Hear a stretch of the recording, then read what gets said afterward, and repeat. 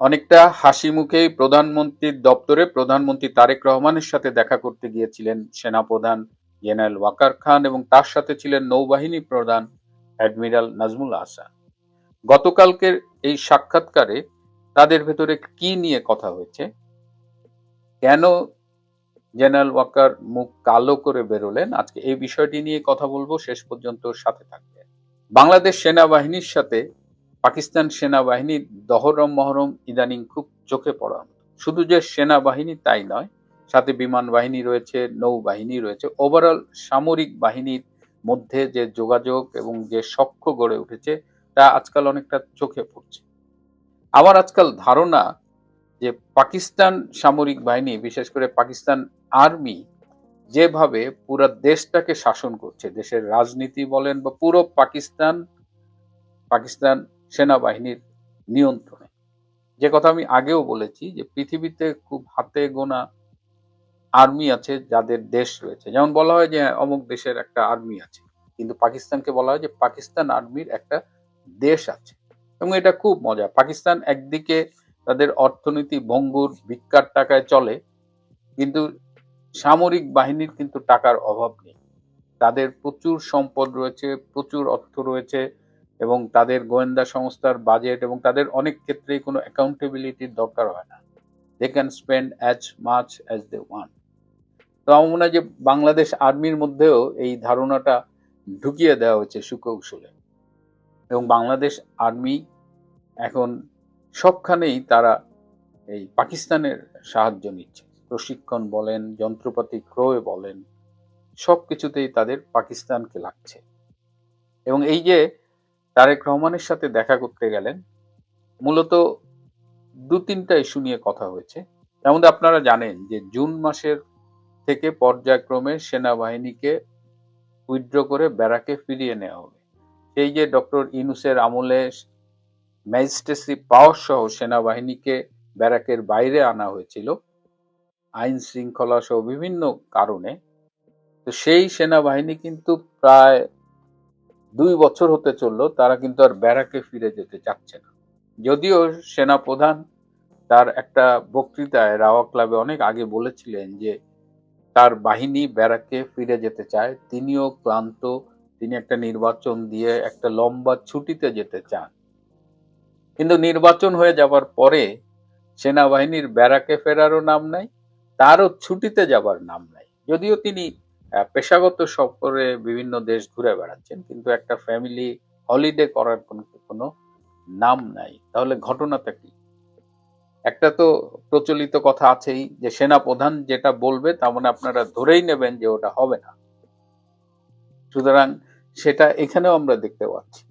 সেনাবাহিনীকে যখন জুন মাস থেকে পর্যায়ক্রমে ক্যান্টনমেন্টে ফিরিয়ে নেবার সিদ্ধান্ত হয়েছে সরকারের পক্ষ থেকে, তখন ওয়াকার গিয়ে বলেছে যে এই মুহূর্তে সেনাবাহিনীকে ব্যারাকে ফেরানো ঠিক হবে না। তার যুক্তি হলো, যদি এই মুহূর্তে সেনাবাহিনী রাজপথ থেকে উইথড্রন হয়ে ব্যারাকে ফিরে যায়, তাহলে মাঠ আওয়ামী লীগের দখলে চলে যাবে এবং তখন নাকি আওয়ামী লীগকে সরকারের পক্ষে সামাল দেওয়া সম্ভব হবে না। এমনি আওয়ামী লীগের নেতা কর্মীরা এখন যথেষ্ট চার্জ। দেশে যখন কথা বলি, আগেও যখন 6 মাস আগে কথা বলতাম, অনেকেরই অনেক রকমের হতাশা ছিল, ভীতি কাজ করতো কারো কারো মধ্যে। কিন্তু এখন আমি জানি না, দেশে আওয়ামী লীগের নেতা কর্মীদের সাথে কথা বললে কোত্থেকে যে তারা এত কনফিডেন্স পায়, আমি খুব অবাক হয়ে যাই। এমনও হতে পারে যে যখন পিঠ দেওয়ালে থেকে যায় তখন কিন্তু মানুষ মরিয়া হয়ে ঘুরে দাঁড়ায়। আর আওয়ামী লীগের মতো একটি সংগঠন যার 5 কোটি শুধুমাত্র ভোটার সমর্থক রয়েছে, তো সেই সংগঠনকে আপনি নির্বাহী আদেশে কার্যক্রম বন্ধ করে রাখবেন, তাদের উপরে নির্যাতনের স্টিম রোলার চালাবেন, কারাগার ভর্তি করে রাখবেন, কতদিন রাখবেন? এখন তো আওয়ামী লীগ নেতাদের সাথে কর্মীদের সাথে কথা বললে শেষে দেখি সবাই এটা একটা এখন আবার নতুন করে চালু হচ্ছে, সবাই জয় বাংলা বলে শেষ করে। তো এই জায়গাটায় এই এই আওয়ামী জুজুর ভয় দেখাচ্ছেন জেনারেল ওয়াকার খান, তারেক রহমানকে বোঝানোর চেষ্টা করছেন যে আর্মিকে এই মুহূর্তে উইথড্র করা ঠিক হবে না। কিন্তু একটা যে রকমেরই নির্বাচন হোক, একটা নির্বাচিত সরকার, সে বলেছে সে উইথড্র করতে চায় এবং এটা নিয়ে যথেষ্ট সমালোচনা হচ্ছে সরকারের মধ্যে। আবার দলের মধ্যে এই চাপও আছে যে আর্মি এই ব্যারাকের বাইরে থাকলে তার দলের অনেকের আবার চাঁদাবাজি সহ নানান রকমের অপকর্ম করতেও নাকি অসুবিধা হয়। সুতরাং এটা যে শুধু আওয়ামী লীগ ঠেকানোর বিষয় না, বিএনপির অনেকেও মনে করতেন যে আর্মির উপস্থিতিটা তাদের রাজনৈতিক কার্যক্রম মানে চাঁদাবাজি, দান্দাবাজি এগুলোর জন্য একটা সমস্যা হয়ে দাঁড়িয়েছে। Whatever the reason, Waqar Khan জানিয়েছেন এই মুহূর্তে আর্মিকে উইথড্র করা ঠিক হবে না। মোরাললেস বলতে গেলে বলা যায় যে আর্মি এই মুহূর্তে ফিরে যেতে চায় না। কেন আর্মি ফিরে যেতে চায় না? এর পাশাপাশি আরো বলেছেন তিনি, এই যে নিরবিচ্ছিন্ন সহযোগিতা করতে চায় সরকারকে, সরকারের সাথে এক ধরনের পার্টনারশিপ গড়ে তুলতে চায়, এটা দেখে আমাদের সেই ঘর পোড়া গরু সিঁদুরে মেঘ দেখলেই ভয় পায়, সেরকম একটা অবস্থা। আর্মি যখন সরকারের সাথে সহযোগিতা নিয়ে কাজ করতে চায় নিরবিচ্ছিন্নভাবে, তখন আবার সেই পাকিস্তান মডেলের কথা মনে পড়ে, যে পাকিস্তান সামরিক বাহিনী এখন ঘন ঘন বাংলাদেশে আসছে। তাদের এই মন্ত্রটাও দেওয়া খুব স্বাভাবিক যে আমরা পাকিস্তান লুটে পুটে খাচ্ছি, দখল করে খাচ্ছি, তোরা বেটা বাংলাদেশ দখল করে খা, এটাও হতে পারে। আরো কিছু কার্যকলাপ যেটা আমরা দেখছি যে সাধারণত এই গত বাজেটেও বাংলাদেশের প্রতিরক্ষা বাজেট যেটা ছিল এটা প্রায় ৪১,০০০ কোটি টাকার কাছাকাছি।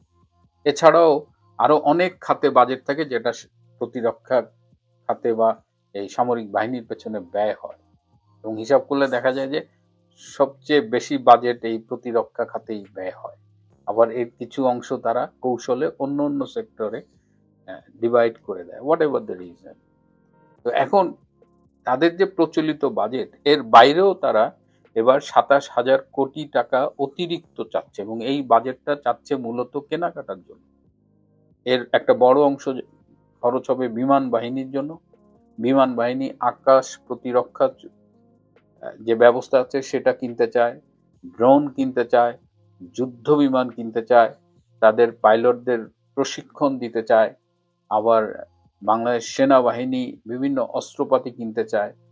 নানা রকমের মানে সামরিক বাহিনীকে আধুনিকীকরণের জন্য অতিরিক্ত ২৭,০০০ কোটি টাকা প্রতিরক্ষা মন্ত্রণালয় থেকে এবার সরকারের কাছে বাজেটে রাখার জন্য বলা হবে, এবং এই ২৭,০০০ কোটি টাকা মূলত পারচেজ, এর মধ্যে কিন্তু ম্যান পাওয়ার, অ্যাডমিন কস্ট এসব নেই।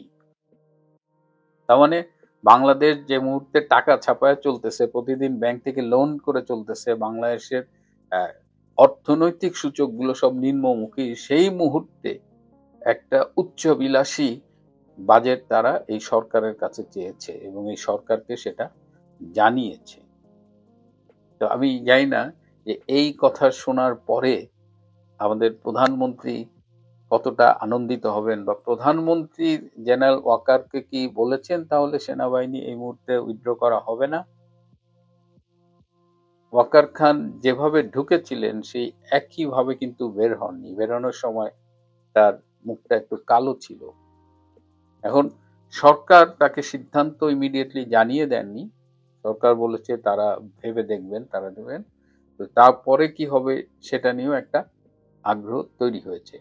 এর পাশাপাশি বাংলাদেশ একটা সামরিক জোটে যোগ দেওয়ার জন্য চিন্তা ভাবনা করছে।